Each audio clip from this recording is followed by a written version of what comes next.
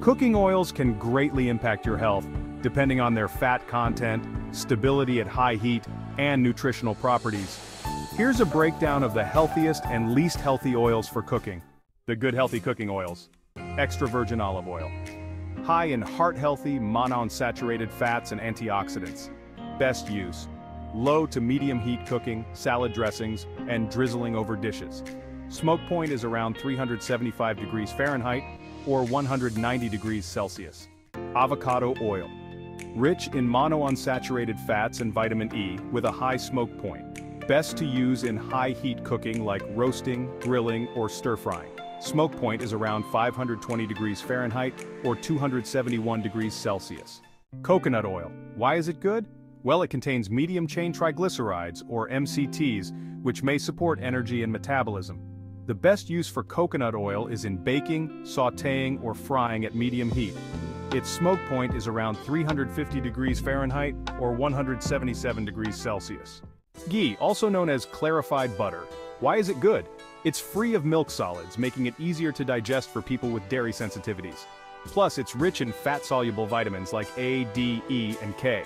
The best use for ghee is in high-heat cooking, roasting, or frying. Its smoke point is about 485 degrees Fahrenheit or 252 degrees Celsius. Sesame oil. Why is it good? It's packed with antioxidants and flavor-enhancing properties. The best use for sesame oil is in low-heat cooking or as a finishing oil for stir-fries and salads. Its smoke point is roughly 410 degrees Fahrenheit or 210 degrees Celsius. Here are the bad oils to avoid or limit. Vegetable oil. Soybean, corn, or canola oil. Why it's bad? Highly processed and often contains trans fats which increase inflammation and risk of heart disease. Concerns: often extracted with chemical solvents and may contain omega-6 fatty acids that can disrupt the omega-3/6 balance. Palm oil, and why it's bad. High in saturated fats and linked to deforestation and environmental issues. Concerns: can contribute to cardiovascular issues when consumed in excess.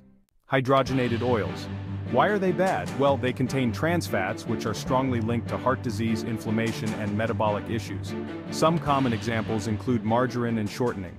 Grapeseed oil. Why it's bad. High in omega-6 fatty acids which may promote inflammation when not balanced with omega-3s.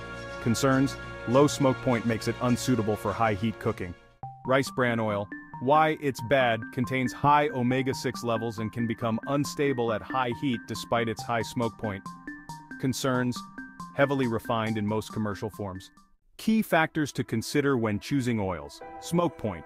Use oils with higher smoke points for high heat cooking like frying and roasting. Fat composition. Favor oils high in monounsaturated and stable saturated fats and avoid those rich in omega-6 fatty acids. Processing: choose unrefined, cold-pressed oils to avoid added chemicals and retain more nutrients. Takeaway: switching to healthier oils like extra virgin olive oil or avocado oil can support heart health, reduce inflammation, and enhance the nutritional value of your meals. Avoid processed or hydrogenated oils whenever possible for optimal well-being. There you have it, the good and bad oils. Don't forget to hit that subscribe button for more health and wellness tips.